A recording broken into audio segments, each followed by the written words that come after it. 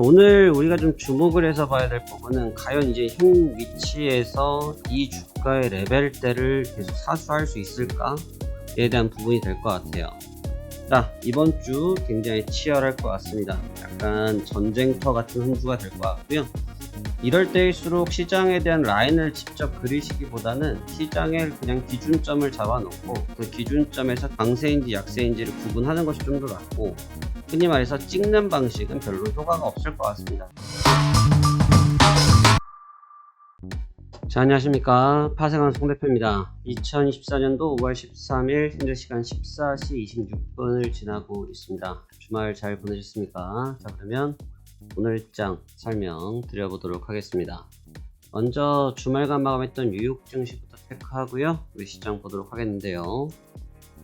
주말에 마감했던 뉴욕 증시는 전장 대비해서 125포인트 0.32%가 상승한 39,512포인트에서 상승 마감했습니다.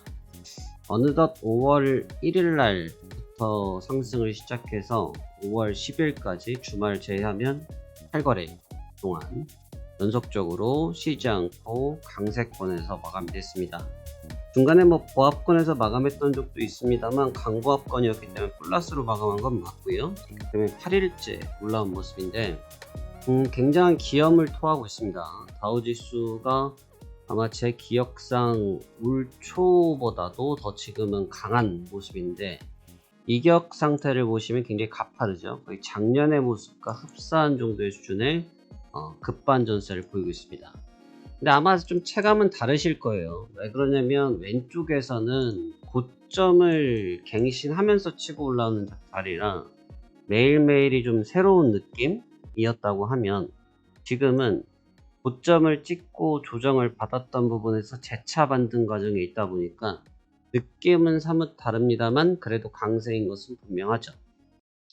눈의 좀 약점으로 보여드렸던 나스닥과 S&P 500은 물론 이제 상승 추이는 따라오고 있습니다만 상대적으로 상승폭은 줄어들고 있는 모습을 보이고 있고, 다우지수 또한 상승폭 자체는 축소되어지고 있습니다. 현재 상승 탄력의 근본은 알고 계시다시피 연준 쪽에서의 금리 인하 가능성, 기대감 등이 시장에서 좀 팽배하게 반영되어지고 있고, 중간에 금리 인상 가능성을 내비쳤던 카시카리 총재께서도 지난 토요일날 새벽에 멘트가 있었음에도 불구하고 그와 같은 멘트보다는 좀 완화된 느낌의 발언들을 하면서 시장의 부담감들을 가감히 걷어냈던 측면이 증시에는 긍정적으로 작용된 것 같습니다.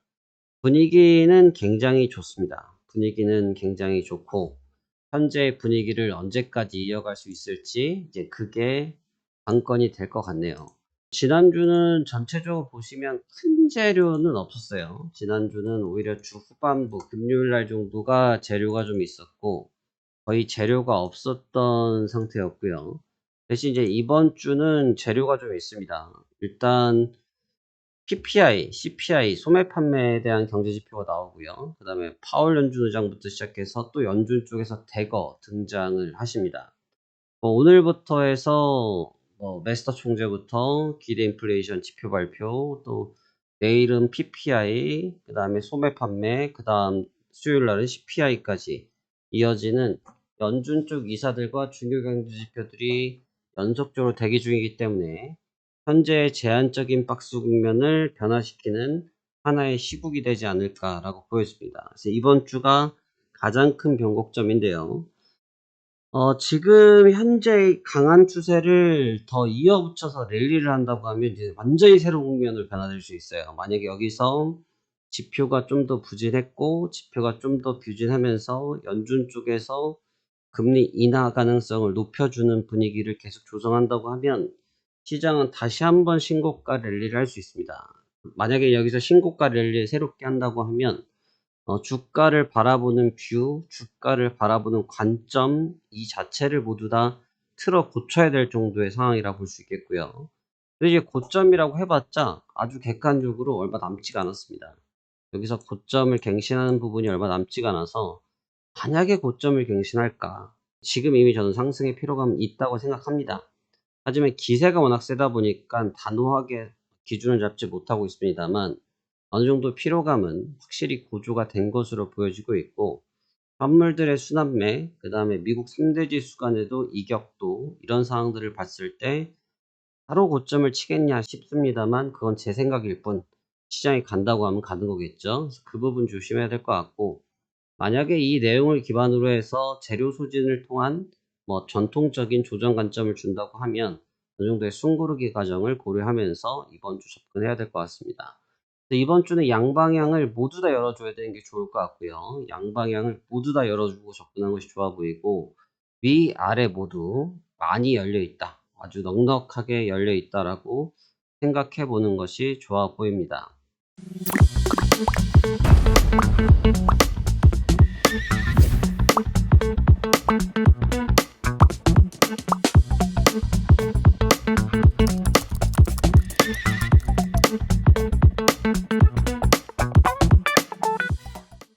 오늘 우리가 좀 주목을 해서 봐야 될 부분은 과연 이제 현 위치에서 이 주가의 레벨대를 계속 사수할 수 있을까에 대한 부분이 될 것 같아요. 일단 인플레이션 자체에 대한 지표 등이 계속 연준이 조금 원하는 방향, 그러니까 시장 예상치보다는 좀 나쁘게 나오면서 연준이 금리를 조금 서둘 수밖에 없는 그런 분위기의 지표들을 좀 내주고 있는데, 내주고 있다기보다는 발표가 되고 있는 거죠. 근데 이제 문제는 뭐냐면 연준 인사들이 발언을 하실 때 해당 지표들을 신경 쓰고 있긴 한데, 뭐 그럴 수 있다, 딱 진짜 표현을 그렇게 합니다. 그럴 수 있다, 이럴 수 있다 정도의 표현을 또 하다 보니까 현재 지표의 민감도를 어느 정도로 받아들이는지에 대해서는 조금 의구심이 드는 부분은 사실이에요. 하지만 시장이 기대감이 지금 충분히 쌓여 있고, 전쟁 관련된 리스크로 시장이 조정을 받았던 이후에 반등을 하다 보니까 그 받고 있는 탄력도가 생각보다는 강한 탄력도를 받고 있는 것도 분명해 보입니다. 하지만 보시다시피 중간중간에 지난주 금요일 같은 경우도 중간중간에 급조정을 좀 세게 받는 경우들이 나타났죠. 이제 이건 왜 그러냐면, 말씀드렸던 것처럼 피로감이 너무 고조되다 보니까 매물이 나올 때 좀 쏟아지는 경향이 있어요. 매물이 나올 때 쏟아지는 경향이 있어요. 그러니까 우리가 이제 금요일부터 토요일날 넘어갈 때 주가를 보시면 주가가 올라왔다가 조정을 받고 있다가 지표가 나오면서 한번 튀었거든요. 근데 지표가 나오면서 튀면서 지표가 나쁘게 나오니까 시장이 나쁘게 해석을 해버렸는데, 그 뒤에 후반부에 시장이 어떻게 해석했냐면, 지표가 나쁜데 말이야. 지표가 나쁜데 말이지. 그런데 그러다 보니까 연준이 그러면 금리 인하를 할 수 있어. 인플레이션이 나빠지니까 이런 부분으로 시장을 회복을 시키면서 지탱을 하더라 이거죠. 그러니까 그 얘기를 거꾸로 해석을 하면 어떻게 해석이 되느냐. 지금 어떻게든 조정에 대한 빌미, 상승에 대한 빌미를 서로 간에 찾고 있는 그런 요인으로 볼 수 있습니다. 하지만 지금 피로감 때문에 나타나는 급격히 쏟아지는 매물대를 피하기에는 쉬워 보이진 않고요. 그렇기 때문에 지금처럼 나타나는 기술적 조정은 어쩔 수 없는 상황이다라고 저는 평가를 하고 있습니다. 그래서 지금 이 단순하게 주가에만의 움직임이 좀 아니고 금 가격이 다시 좀 움직이기 시작했어요. 금 가격도 다시 레인지를 걸면서 상승을 걸기 시작했는데, 왜 금이 움직이기 시작했느냐, 이제 그 부분도 좀 주목을 해야 됩니다. 지금 국채가 4.7선을 찍고 내려와서 4.4선까지 내려온 이후에 캔들이 하나, 둘, 셋, 네 개째, 오늘까지 하면 5개째에 들어가는데, 이후에 지금 국채 금리가 더 이상 드랍다운 되고 있지 않아요. 왜 가격 다운이 왜 안 생기냐? 팩트가 없으니까. 그냥 립 서비스로 올라갔던 것, 립 서비스로 빠지는 정도의 수준이지 그 뒤에 가격 변동을 지금 주지 못하고 있습니다. 그러니까 지금 국채 가격에 가격 변동을 주지 못하고 있다. 왜 가격 변동을 주지 못하느냐? 이 점 주목해 봐야 될 것 같은데요. 지금 국채에서의 가격 변동을 가져가지 못하는 것은 실효성 있는 실질 데이터가 없기 때문이에요. 그러니까 지금 국채가 어떻게 보면 지금 오버슈팅이 걸렸던 부분을 제자리를 찾고 있는 과정인데, 그거 가운데 봤을 때 주가가 레벨업을 하고 있습니다만 안전자산 입장에서는 다시 조금 위협감을 느끼는 거죠. 그러니까 지금 안전자산 쪽으로 다시 자산이 좀 쏠리는 경향을 좀 보이고 있는 그런 약점을 좀 가지고 있습니다. 현재 나타나고 있는 이 약점 때문에 주가를 바라보는 뷰 자체가 어떻게 보면 부담스러울 수도 있는 거죠. 근데 이제 이 얘기를 거꾸로 해석해 보면 지금 나오고 있는 주가의 움직임들 대다수가 기대감, 립서비스, 사실 확인 등등등으로 인해서 움직였던 주가인데 팩트 확인이 아니다 보니까 현재의 주가에 올라가는 것을 순수하게 시장이 받아들이지 못하는 현상이 생기는 거고, 그러니까 안전자산에 대한 선호 현상도 생기는 거고, 또 위험자산, 나름대로 위험자산에 대해서도 공격적인 트레이딩을 통해서 가격적 이득을 취하는 매매 전략 동시다발적으로 나타나는 거죠. 그러니까 지금 국채, 안전자산, 골드, 위험자산, 주식, 이 모든 것이 그런 사이클에 돌고 있는 상태이고요. 주식 또한 움직임들을 놓고 볼 때 지금 지난주에 움직임은 사실 뭐 눈에 띄는 종목이 없어요. 뭐 TSMC가 좀 셌던 것, TSMC가 셌던 것, 그 다음에 실적 발표를 기다리고 있는 엔비디아 정도, 이외 종목군들은 지금 순환매에서 빠져나오지를 못하고 있고요. 하루 오르면 하루 빠지는 그런 모습을 계속 주고 있습니다. 지금 여기서 한번 보실게요. 예를 들어 가지고 지금 엔비디아도 보시면 3일 빠졌던 거를 그냥 되돌리는 정도, 뭐 다 되돌리지도 못했죠. 그다음에 애플 같은 경우도 마찬가지인데 퐁당퐁당이죠. 퐁당퐁당. 전날 올렸던 거 다시 빠져나가고.